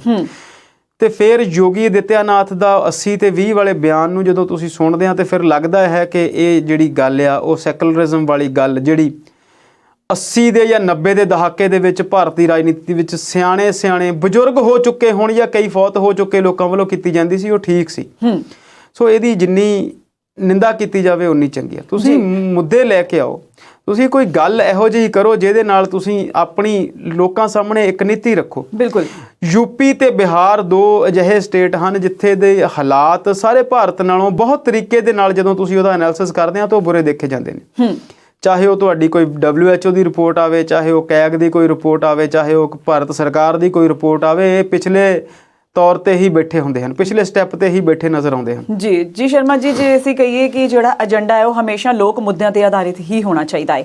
ਗੱਲ ਕੀਤੀ ਤੁਸੀਂ ਕਿ ਭਾਜਪਾ ਦਾ ਉੱਥੇ ਕਾਫੀ ਜ਼ਿਆਦਾ ਪ੍ਰਭਾਵ ਹੈ ਤੇ ਭਾਜਪਾ ਦੀ ਹੀ ਉੱਥੇ ਯੂਪੀ ਦੇ ਵਿੱਚ ਚੱਲਦੀ ਹੈ, ਪਰ ਸਵਾਮੀ ਪ੍ਰਸਾਦ ਮੌਰਿਆ ਇਸ ਵੇਲੇ ਬੀਜੇਪੀ ਨੂੰ ਛੱਡ ਕੇ ਅਖਿਲੇਸ਼ ਯਾਦਵ ਦੀ ਸਮਾਜਵਾਦੀ ਪਾਰਟੀ ਵਿੱਚ ਸ਼ਾਮਿਲ ਹੋ ਗਏ ਨੇ। ਕੀ ਕਹਿਣਾ ਚਾਹੋਗੇ? ਜਦੋਂ ਤੁਸੀਂ ਬੀਜੇਪੀ ਦੀ ਤੇ ਯੂਪੀ ਦੀ ਗੱਲ ਕਰਦੇ ਆ ਤੇ ਨੋ ਡਾਊਟ ਕੋਈ ਸ਼ੱਕ ਨਹੀਂ ਕਿ ਉਹ ਉੱਥੇ ਬਹੁਤ ਤਕੜੀ ਧਿਰ ਦੇ ਤੌਰ ਤੇ ਉੱਤੇ ਸਨ। ਜਿੱਦਾਂ ਦੀ ਪੰਜਾਬ ਦੇ ਹਾਲਾਤ ਇਸ ਵਾਰ ਬਣੇ ਨੇ ਕਿ ਇੱਥੇ 4 ਤਰ੍ਹਾਂ ਦੀ ਇਲੈਕਸ਼ਨ ਹੈ, ਉੱਥੇ ਵੀ ਇਹੋ ਜਿਹੀ ਹੀ ਇਲੈਕਸ਼ਨ ਹੈ। ਭਾਰਤੀ ਜਨਤਾ ਪਾਰਟੀ ਬਹੁਤ ਵੱਡੀ ਧਿਰ ਹੈ, ਸਮਾਜਵਾਦੀ ਪਾਰਟੀ ਕੋਲ ਪਿਛਲੀ ਵਾਰ ਸਰਕਾਰ ਸੀ, ਉਹ ਵੀ ਵੱਡੀ ਧਿਰ ਹੈ। ਕਾਂਗਰਸ ਬਹੁਤ ਲੰਬਾ ਸਮਾਂ ਉੱਥੇ ਰਾਜ ਦੇ ਵਿੱਚ ਰਹਿ ਚੁੱਕੀ ਆ, ਹਾਲਾਂਕਿ ਹੁਣ ਉਹਨਾਂ ਦੇ ਹਾਲਾਤ ਬਹੁਤ ਚੰਗੇ ਨਹੀਂ ਹਨ। ਪਾਰਟੀ ਸੰਗਠਨ ਲੈਵਲ ਦੇ ਉੱਤੇ, ਗਰਾਊਂਡ ਲੈਵਲ ਦੇ ਉੱਤੇ ਬਹੁਤ ਸਾਰੀਆਂ ਸਮੱਸਿਆਵਾਂ ਨਾਲ ਜੂਝ ਰਹੀ ਹੈ। ਪਾਰਟੀ ਦੇ ਵੱਡੇ ਵੱਡੇ ਲੀਡਰ ਜਿਹੜੇ ਨੇ ਉਹ ਪਾਰਟੀ ਛੱਡ ਕੇ ਬੀਜੇਪੀ 'ਚ ਜਾ ਚੁੱਕੇ ਨੇ ਤੇ ਇਸੇ ਤਰੀਕੇ ਦੇ ਨਾਲ ਉੱਥੇ ਬਹੁਜਨ ਸਮਾਜ ਪਾਰਟੀ ਵੀ ਇੱਕ ਪਾਰਟੀ ਹੈ ਜਿਹੜੀ ਵੀ ਸੱਤਾ 'ਚ ਰਹਿ ਚੁੱਕੀ ਆ। ਮਾਇਆਵਤੀ ਜਿਹੜੀ ਕਿ ਪਾਰਟੀ ਹਾਲਾਂਕਿ ਸ਼ੁਰੂ ਪੰਜਾਬ ਤੋਂ ਹੋਈ, ਕਾਂਸ਼ੀ ਰਾਮ ਜੀ ਨੇ ਸ਼ੁਰੂ ਕੀਤੀ ਸੀ, ਬਹੁਤ ਵੱਡੇ ਲੀਡਰ ਦੇ ਤੌਰ ਤੇ ਉਹਨਾਂ ਨੂੰ ਹਿੰਦੁਸਤਾਨ 'ਚ ਦੇਖਿਆ ਜਾਂਦਾ, ਜਿਨ੍ਹਾਂ ਨੇ ਕਿ ਦਲਿਤ ਸਮਾਜ ਦੇ ਲੋਕਾਂ ਲਈ ਜਾਂ ਪਿਛੜੇ ਸਮਾਜ ਦੇ ਲੋਕਾਂ ਲਈ ਇੱਕ ਵੱਡੀ ਸਿਆਸੀ ਧਿਰ ਖੜੀ ਕੀਤੀ। ਉਸ ਤੋਂ ਬਾਅਦ 'ਚ ਉਹਦਾ ਕੀ ਬਣਿਆ, ਉਹਦੇ 'ਚ ਵੀ ਕਮੀਆਂ ਹੋ ਸਕਦੀਆਂ ਨੇ, ਪਰ ਕਾਂਸ਼ੀ ਰਾਮ ਦੇ ਉਸ ਯਤਨ ਨੂੰ ਤੁਸੀਂ ਭਾਰਤ ਦੇ ਸਿਆਸਤ 'ਚੋਂ ਬਾਹਰ ਕੱਢ ਕੇ ਦੇਖ ਨਹੀਂ ਸਕਦੇ। ਜੇਕਰ ਅੱਜ ਦੀ ਯੂਪੀ ਦੀ ਸਿਆਸਤ ਦੀ ਗੱਲ ਕਰੀਏ ਤੇ ਇੱਕ ਸਵਾਮੀ ਪ੍ਰਸਾਦ ਮੌਰਿਆ ਜੀ ਨੇ ਛੱਡੀ ਹੈ, ਉਹ ਉੱਥੇ ਮਿਨਿਸਟਰ ਸਨ, ਉਹਨਾਂ ਨੇ ਮਿਨਿਸਟਰੀ ਛੱਡ ਕੇ ਤੇ ਸਮਾਜਵਾਦੀ ਪਾਰਟੀ ਜੁਆਇਨ ਕਰ ਲਈ ਹੈ। ਜੇਕਰ 1 ਮਹੀਨੇ ਦੀ ਗੱਲ ਕਰੀਏ ਤੇ ਉੱਥੇ 16-17 ਵਿਧਾਇਕ ਪਾਰਟੀ ਛੱਡ ਕੇ ਸਮਾਜਵਾਦੀ ਪਾਰਟੀ ਜੁਆਇਨ ਕਰ ਚੁੱਕੇ ਨੇ ਜੀ। ਇਸ ਤੋਂ ਵੀ ਜੇ ਪਿੱਛੇ ਚਲੇ ਜਾਈਏ 6 ਮਹੀਨੇ ਪਹਿਲਾਂ ਜਦੋਂ ਚੋਣ ਗਤੀਵਿਧੀਆਂ ਹਾਲੇ ਸ਼ੁਰੂ ਨਹੀਂ ਹੋਈਆਂ ਸੀ ਤੇ ਭਾਜਪਾ ਦੇ ਜਿਹੜੇ ਸੰਗਠਨ ਮਹਾਮੰਤਰੀ BL ਸੰਤੋਸ਼ ਜਦੋਂ ਯੂਪੀ ਦੇ ਦੌਰੇ ਤੇ ਜਾਂਦੇ ਨੇ ਤੇ 70% ਤੋਂ ਵੀ ਜ਼ਿਆਦਾ ਵਿਧਾਇਕ ਸਮੇਤ ਕੈਬਨਿਟ ਦੇ ਮੰਤਰੀ ਮੁੱਖ ਮੰਤਰੀ ਯੋਗੀ ਆਦਿੱਤਿਆਨਾਥ ਦੇ ਖਿਲਾਫ ਭੁਗਤਦੇ ਨੇ ਜੀ। ਪਰ ਜਦੋਂ ਉਹਨਾਂ ਨੇ ਫਿਰ ਆ ਕੇ ਗੱਲ ਸੰਗਠਨ ਦੀ ਜਿਹੜੀ ਸਾਰੀ ਜੋ ਉੱਥੋਂ ਉਹਨਾਂ ਨੇ ਚੋਣ ਜਾਇਜ਼ਾ ਲਿਆ ਸੀ ਉਹ ਦਿੱਲੀ ਦੇ ਵਿੱਚ ਕੀਤੀ ਤੇ ਫਿਰ ਅਮਿਤ ਸ਼ਾਹ ਦੇ ਨਾਲ ਜਾਂ ਮੋਦੀ ਸਾਹਿਬ ਨਾਲ ਜਿਹੜੀ ਮੀਟਿੰਗ ਹੋਈ ਉਹਦੇ 'ਚ ਰਿਜ਼ਲਟ ਇਹ ਨਿਕਲਿਆ ਕਿ ਨਹੀਂ, ਯੋਗੀ ਨੂੰ ਰਿਪਲੇਸ ਨਹੀਂ ਕੀਤਾ ਜਾ ਸਕਦਾ ਜੀ। ਸੋ ਪੂਰੇ ਭਾਰਤ ਦੇ ਵਿੱਚ ਜੇ ਬੀਜੇਪੀ ਦੀ ਸਥਿਤੀ ਨੂੰ ਅਸੀਂ ਵਾਚੀਏ ਦੇਖੀਏ ਤੇ ਯੋਗੀ ਆਦਿੱਤਿਆਨਾਥ ਇੱਕਮਾਤਰ ਅਜਿਹੇ ਲੀਡਰ ਹਨ ਜਿਹੜੇ ਦੋਨਾਂ ਵੱਡੇ ਲੀਡਰਾਂ ਲਈ, ਅਮਿਤ ਸ਼ਾਹ ਲਈ ਵੀ ਤੇ ਨਰਿੰਦਰ ਮੋਦੀ ਲਈ ਵੀ ਨੁਕਸਾਨਦਾਇਕ ਬਣੇ ਹੋਏ ਨੇ। ਉਹ ਉਹਨਾਂ ਨੂੰ ਕੱਢ ਵੀ ਨਹੀਂ ਸਕਦੇ ਤੇ ਉਹ ਉਹਨਾਂ ਨੂੰ ਰੱਖ ਵੀ ਨਹੀਂ ਸਕਦੇ ਜੀ। ਇੱਕ ਤਰ੍ਹਾਂ ਜੀ ਇਹ ਕਹਿ ਸਕਦੇ ਹਾਂ ਕਿ ਉਹਨਾਂ ਦੀ ਗਲੇ ਦੀ ਹੱਡੀ ਬਣੇ ਹੋਏ ਨੇ ਯੋਗੀ ਆਦਿੱਤਿਆਨਾਥ। ਤੇ ਜੇ ਗੱਲ ਕਰੀਏ ਸ਼ਰਮਾ ਜੀ, ਗੋਆ ਦੇ ਵਿੱਚ ਵੀ ਵਿਧਾਨ ਸਭਾ ਚੋਣਾਂ ਹੋਣ ਜਾ ਰਹੀਆਂ ਨੇ ਤੇ ਉੱਥੇ ਵੀ ਮਾਈਕਲ ਲੋਬੋ ਬੀਜੇਪੀ ਛੱਡ ਕੇ ਕਹਿ ਰਹੇ ਨੇ ਕਿ ਉਹਨਾਂ ਦੀ ਅਟਕਲਾਂ ਲਗਾਈਆਂ ਜਾ ਰਹੀਆਂ ਨੇ ਕਿ ਉਹ ਕਾਂਗਰਸ ਵਿੱਚ ਸ਼ਾਮਿਲ ਹੋ ਸਕਦੇ ਨੇ। ਬਿਲਕੁਲ ਜੀ, ਗੋਆ ਬਹੁਤ ਛੋਟਾ ਜਿਹਾ ਰਾਜ ਹੈ, ਬਹੁਤ ਸੋਹਣਾ ਰਾਜ ਹੈ, ਟੂਰਿਜ਼ਮ ਨਾਲ ਜੁੜਿਆ ਹੋਇਆ ਸਟੇਟ ਹੈ। ਉੱਥੇ ਦੇ ਲੋਕ ਜਿਹੜੇ ਨੇ ਉਹ ਬਹੁਤ ਐਡਵਾਂਸ ਮੰਨੇ ਜਾਂਦੇ ਨੇ। ਪੁਰਤਗਾਲੀ ਬਸਤੀ ਰਹੀ ਹੈ, ਸਮੁੰਦਰ ਦਾ ਕਿਨਾਰਾ ਹੈ, ਨਾਰੀਅਲ ਨਾਲ ਉਹਨਾਂ ਦਾ ਜਿਹੜਾ ਰਾਬਤਾ ਹੈ ਉਹ ਟੂਰਿਜ਼ਮ ਨਾਲ ਜੁੜਿਆ ਹੋਣ ਕਰਕੇ ਉੱਥੇ ਦਾ ਜਿਹੜਾ ਸਿਸਟਮ ਹੈ ਉਹ ਥੋੜਾ ਜਿਹਾ ਡਿਫਰੈਂਟ ਹੈ। ਬਿਲਕੁਲ, ਬਹੁਤ ਵੱਡੇ ਵੱਡੇ ਲੀਡਰ ਉੱਥੋਂ ਰਹਿ ਚੁੱਕੇ ਨੇ। ਪਿਛਲੀ ਵਾਰ ਇੱਕ ਮੁੱਖ ਮੰਤਰੀ ਰਹੇ, ਉਹਨਾਂ ਨੂੰ ਸਾਈਕਲ ਵਾਲੇ ਸਕੂਟਰ ਵਾਲੇ ਮੁੱਖ ਮੰਤਰੀ ਦੇ ਤੌਰ ਤੇ ਜਾਣਿਆ ਜਾਂਦਾ ਸੀ। ਕੇਂਦਰ ਦੇ ਵਿੱਚ ਮੋਦੀ ਗਵਰਨਮੈਂਟ ਦੇ ਵਿੱਚ ਉਹ ਵੱਡੇ ਵਜ਼ੀਰ ਬਣੇ, ਬਾਅਦ ਵਿੱਚ ਉਹ ਜਲਦੀ ਇਸ ਦੁਨੀਆ ਤੋਂ ਰੁਖਸਤ ਹੋ ਗਏ। ਤੇ ਹੁਣ ਵੀ ਉੱਥੇ ਜਿਹੜੀ ਪਿਛਲੀ ਵਾਰ ਸਰਕਾਰ ਬਣੀ ਉੱਥੇ ਬੜੀ ਅਨਬੈਲੈਂਸਿੰਗ ਜੀ ਸਥਿਤੀ ਸੀ। ਬੀਜੇਪੀ ਨੇ ਉਸ ਸਥਿਤੀ ਦਾ ਫਾਇਦਾ ਲਿਆ, ਸਰਕਾਰ ਬਣਾ ਲਈ ਤੇ ਹੁਣ ਫੇਰ ਉੱਥੇ ਚੋਣਾਂ ਹੋਣ ਜਾ ਰਹੀਆਂ ਨੇ। ਗੋਆ ਦੇ ਵਿੱਚ ਵੀ, ਮਣੀਪੁਰ ਦੇ ਵਿੱਚ, ਯੂਪੀ ਦੇ ਵਿੱਚ, ਉੱਤਰਾਖੰਡ ਦੇ ਵਿੱਚ ਤੇ ਪੰਜਾਬ ਦੇ ਵਿੱਚ। ਤੇ ਉੱਥੇ ਮਾਈਕਲ ਲੋਬੋ ਕਲੋਂਗਟ ਸੀਟ ਤੋਂ ਹਨ। ਕਲੋਂਗਟ ਵੀ ਇੱਕ ਬੀਚ ਦਾ ਨਾਮ ਵੀ ਹੈ ਉੱਥੇ ਤੇ ਉੱਥੋਂ ਉਹ ਵਿਧਾਇਕ ਹਨ। ਉਹਨਾਂ ਨੇ ਆਪਣੀ ਜਿਹੜੀ ਆ ਸੀਟ ਤੋਂ ਅਸਤੀਫਾ ਦੇ ਦਿੱਤਾ। ਸੂਚਨਾ ਤੇ ਪ੍ਰੌਦਯੋਗਿਕੀ ਜਾਂ ਕੰਪਿਊਟਰ ਵਿਗਿਆਨ ਤੇ ਪ੍ਰੌਦਯੋਗਿਕੀ ਮਿਨਿਸਟਰ ਹਨ, ਅਸਤੀਫਾ ਦੇ ਦਿੱਤਾ ਤੇ ਉਹਨਾਂ ਦਾ ਵੀ ਜਿਹੜਾ ਚਰਚਾ ਆ ਕਿ ਉਹਨਾਂ ਨੇ ਵੀ ਪਾਰਟੀ ਛੱਡ ਦਿੱਤੀ ਆ, ਕਾਂਗਰਸ ਜੁਆਇਨ ਨਹੀਂ ਕੀਤੀ, ਪਰ ਬਹੁਤੇ ਆਸਾਰ ਹਨ ਕਿ ਉਹ ਪਾਰਟੀ ਜੁਆਇਨ ਕਰ ਲੈਣਗੇ ਜੀ। ਸੋ ਹਾਲਾਤ ਜਿਹੜੇ ਨੇ ਉਹ ਸਾਰੇ ਹੀ, ਤੁਸੀਂ ਚਾਹੇ ਸਿਆਸਤ ਤੁਸੀਂ ਇੱਥੇ ਦੀ ਦੇਖ ਲਓ, ਯੂਪੀ ਦੀ ਦੇਖ ਲਓ, ਉੱਤਰਾਖੰਡ ਦੇ ਵਿੱਚ ਬੀਤੇ ਦਿਨੀ ਯੂਪੀ ਉਹਦੇ ਬੀਜੇਪੀ ਦੇ ਬਹੁਤ ਵੱਡੇ ਲੀਡਰ ਸੀ, ਉਹਦੇ ਦਲਿਤ ਨੇਤਾ ਕਹੇ ਜਾਂਦੇ ਸੀ ਬਹੁਤ ਵੱਡੇ, ਉਹਨਾਂ ਨੇ ਵੀ ਪਾਰਟੀ ਛੱਡ ਕੇ ਕਾਂਗਰਸ ਜੁਆਇਨ ਕੀਤੀ ਸੀ। ਤੇ ਮਾਈਕਲ ਲੋਬੋ ਜਦੋਂ ਇੱਕ ਛੋਟੀ ਕੌਂਸਟੀਚੁਐਂਸੀ ਆ, ਛੋਟੀ ਵਿਧਾਨ ਸਭਾ ਆ, 40 ਹੀ ਸੀਟਾਂ ਹਨ ਜੇਕਰ ਮੈਂ ਬਹੁਤਾ ਗਲਤ ਨਹੀਂ ਹਨ ਤਾਂ ਗੋਆ ਦੀਆਂ। ਉੱਥੋਂ ਜਦੋਂ ਉਹ ਪਾਰਟੀ ਛੱਡ ਕੇ ਆਉਂਦੇ ਨੇ ਇੱਕ ਮੰਤਰੀ ਤੇ ਉਹਦਾ ਜਿਹੜਾ ਅਸਾਰ ਆ ਉਹ ਡਿਫਰੈਂਟ ਜਾਂਦੇ ਨੇ। ਹਾਲਾਂਕਿ ਬੀਜੇਪੀ ਦੀ ਜੇ ਗੱਲ ਕਰੀਏ ਬੀਜੇਪੀ ਦੇ ਨਜ਼ਰੀਏ ਤੋਂ ਤਾਂ ਉਹ ਪੰਜਾਬ ਨੂੰ ਛੱਡ ਕੇ ਬਾਕੀ ਸਾਰੀਆਂ ਸਟੇਟਾਂ ਨੂੰ ਲੈ ਕੇ ਬਹੁਤ ਕੌਨਫੀਡੈਂਟ ਆ, ਪਰ ਸਿਰਫ ਯੂਪੀ ਦੇ ਵਿੱਚ ਹੀ 1 ਮਹੀਨੇ ਦੇ ਵਿੱਚ 15 ਤੋਂ 18 ਬੰਦਿਆਂ ਦਾ ਛੱਡ ਕੇ ਜਾਣਾ ਤੇ ਗੋਆ ਵਰਗੀ ਕੌਂਸਟੀਚੁਐਂਸੀ, ਗੋਆ ਵਰਗੀ ਵਿਧਾਨ ਸਭਾ ਦੇ ਵਿੱਚ ਇੱਕ ਮੰਤਰੀ ਦਾ ਪਾਰਟੀ ਛੱਡ ਕੇ ਜਾਣਾ, ਇਹ ਬਹੁਤ ਸਾਰੀਆਂ ਚੀਜ਼ਾਂ ਜਿਹੜੀਆਂ ਨੇ ਉਹ ਪੇਚੀਦਾ ਹੁੰਦੀਆਂ ਜਾ ਰਹੀਆਂ ਨੇ ਬੀਜੇਪੀ ਦੇ ਨਜ਼ਰੀਏ ਚੋਂ।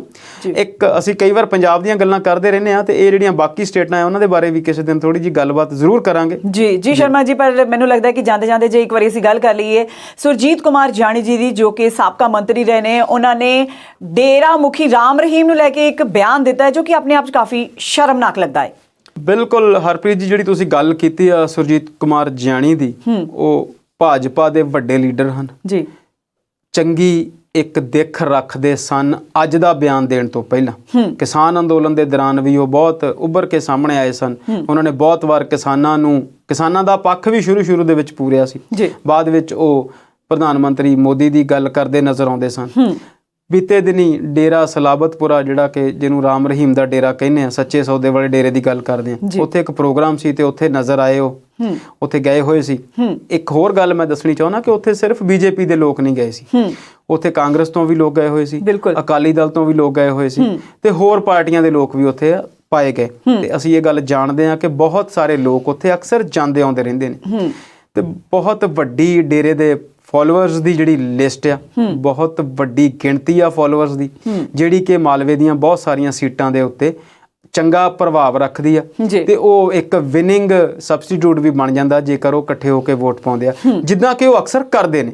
ਕਿਉਂਕਿ ਡੇਰੇ ਦਾ ਇੱਕ ਪੋਲੀਟੀਕਲ ਵਿੰਗ ਹੈ, ਉਹ ਉਹਨਾਂ ਨੂੰ ਸਲਾਹ ਦਿੰਦਾ ਹੈ, ਉਹਨਾਂ ਨੂੰ ਦੱਸਦਾ ਹੈ। ਜਿਹੜੀ ਅੱਜ ਗੱਲ ਸਾਹਮਣੇ ਆਈ ਕਿ ਉਹ ਇੱਕ ਪੱਤਰਕਾਰ ਜਦੋਂ ਪੁੱਛਦਾ ਜੈਣੀ ਸਾਹਿਬ ਨੂੰ ਕਿ ਤੁਸੀਂ ਉੱਥੇ ਗਏ ਸੀ, ਉਹਨਾਂ ਨੇ ਕਿਹਾ ਕਿ ਮੈਂ ਡੇਰਾ ਪ੍ਰੇਮੀ ਆ, ਕੋਈ ਦੋ ਰਾਵਾਂ ਨਹੀਂ। ਜੇ ਡੇਰਾ ਮੁਖੀ ਬਲਾਤਕਾਰੀ ਵੀ ਹੈ, ਡੇਰਾ ਮੁਖੀ ਜੇਲ੍ਹ ਦੇ ਵਿੱਚ ਵੀ ਹੈ, ਕੋਈ ਹੋ ਸਕਦਾ ਇਹਨਾਂ ਨੂੰ ਉਹਦੀਆਂ ਕੋਈ ਗੱਲਾਂ ਚੰਗੀਆਂ ਲੱਗੀਆਂ ਹੋਣਗੀਆਂ ਤੇ ਇਹਨਾਂ ਨੇ ਉਸ ਡੇਰੇ ਦੇ ਫੋਲੋਅਰ ਹੋਣਾ ਮੰਨ ਲਿਆ। ਪ੍ਰਧਾਨ ਮੰਤਰੀ ਮੋਦੀ ਆਪਣੇ ਆਪ ਨੂੰ ਹਿੰਦੂ ਮੰਨਦੇ ਨੇ ਤੇ ਕਿਸੇ ਨੂੰ ਇਤਰਾਜ਼ ਨਹੀਂ, ਪਰ ਉਹ ਸਾਰੇ ਭਾਰਤ ਦੇ ਨੇਤਾ ਹਨ। ਤੇ ਇਸੇ ਤਰੀਕੇ ਨਾਲ ਜੇ ਜਿਆਣੀ ਸਾਹਿਬ ਆਪਣੇ ਆਪ ਨੂੰ ਡੇਰਾ ਪ੍ਰੇਮੀ ਕਹਿੰਦੇ ਹਨ ਤੇ ਉਹ ਬਹੁਤ ਚੰਗੀ ਗੱਲ ਹੈ, ਪਰ ਜੇਕਰ ਉਹਨਾਂ ਨੂੰ ਰਾਮ ਰਹੀਮ ਸੰਤ ਲੱਗਦਾ ਤੇ ਉਹਨਾਂ ਨੂੰ ਲੱਗਦਾ ਕਿ ਉਹਨਾਂ ਨੂੰ ਜਲਦੀ ਇਨਸਾਫ ਮਿਲੇਗਾ, ਫਿਰ ਉਹ ਮਾਣਯੋਗ ਅਦਾਲਤ ਦੀ ਵੀ ਜਿਹੜੀ ਆ ਉਹ ਉਲੰਘਣਾ ਕਰਦੇ ਨੇ। ਬਿਲਕੁਲ। ਤੇ ਇਹੋ ਜਿਹੀਆਂ ਗੱਲਾਂ ਜਿਹੜੀਆਂ ਆ ਇਹੋ ਜਿਹੇ ਲੀਡਰਾਂ ਨੂੰ ਨਹੀਂ ਕਰਨੀਆਂ ਚਾਹੀਦੀਆਂ, ਪਰ ਅਸੀਂ ਜਾਣਦੇ ਹਾਂ ਕਿ ਇਹੋ ਜਿਹੀਆਂ ਗੱਲਾਂ ਇਹੋ ਜਿਹੇ ਲੀਡਰ ਹੀ ਕਰਦੇ ਹਨ। ਸੋ ਬਹੁਤ ਜਿੰਨਾ ਤੁਸੀਂ ਇਹਨੂੰ ਸ਼ਰਮਨਾਕ ਕਿਹਾ ਜਾਵੇ ਇਸ ਬਿਆਨ ਨੂੰ, ਓਨਾ ਹੀ ਘੱਟ ਆ। ਅਸਲ ਗੱਲ ਕੀ ਹੈ? ਤੁਹਾਨੂੰ ਕੀ ਲੱਗਦਾ ਹੈ ਕਿ ਜਿੰਨੇ ਵੀ ਇਹ ਲੀਡਰ ਹਨ, ਇੱਕਾ ਦੁੱਕਾ ਨੂੰ ਛੱਡ ਦਈਏ ਤੇ ਇਹਨਾਂ ਦੀਆਂ ਕੋਈ ਬਹੁਤੀਆਂ ਧਾਰਮਿਕ ਆਸਥਾਵਾਂ ਹਨ, ਜਾਂ ਇਹ ਜਿੰਨੇ ਵੀ ਮੰਦਿਰਾਂ ਦੇ ਵਿੱਚ, ਜਿੰਨੇ ਵੀ ਗੁਰਦੁਆਰਿਆਂ ਦੇ ਵਿੱਚ, ਜਿੰਨੇ ਵੀ ਗਿਰਜਾ ਘਰਾਂ ਦੇ ਵਿੱਚ, ਜਿੰਨੇ ਵੀ ਧਾਰਮਿਕ ਸਮਾਗਮਾਂ 'ਚ ਜਾਂਦੇ ਨੇ, ਜਿੰਨੇ ਉੱਚੀ ਇਹ ਜਕਾਰੇ ਲਾਉਂਦੇ ਨੇ, ਜਿੰਨੇ ਉੱਚੀ ਇਹ ਸ਼ੇਰ ਬੋਲਦੇ ਨੇ ਉੱਥੇ ਸੰਬੰਧਿਤ ਧਿਰਾਂ ਨਾਲ, ਇਹਨਾਂ ਦਾ ਕਿਸੇ ਧਰਮ ਨਾਲ ਕੋਈ ਬਹੁਤਾ ਦੂਰ ਨੇੜੇ ਦਾ ਵਾਸਤਾ ਨਹੀਂ। ਇਹਨਾਂ ਲਈ ਸਿਰਫ ਔਰ ਸਿਰਫ ਉਸ ਧਰਮ ਦੇ, ਉਸ ਡੇਰੇ ਦੇ, ਉਸ ਸੰਗਠਨ ਦੇ, ਉਸ ਸੰਸਥਾ ਦੇ ਪੈਰੋਕਾਰਾਂ ਦੀ ਗਿਣਤੀ ਨਾਲ ਸੰਬੰਧ ਹੈ।